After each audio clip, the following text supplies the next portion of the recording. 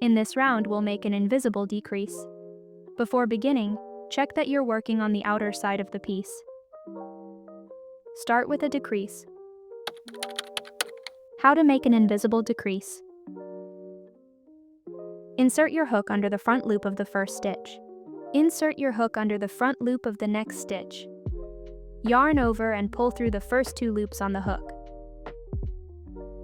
Yarn over again and pull through both loops on the hook. You've now completed an invisible decrease. Let's make 3 more invisible decreases together. After that, feel free to practice as much as you like.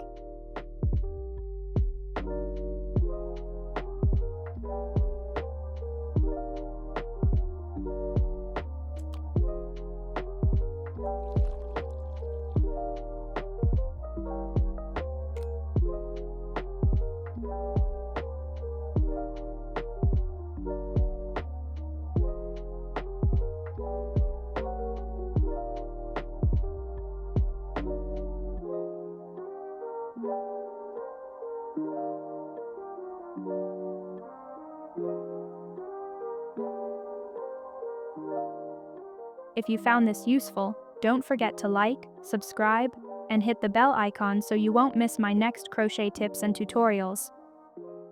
Happy crocheting!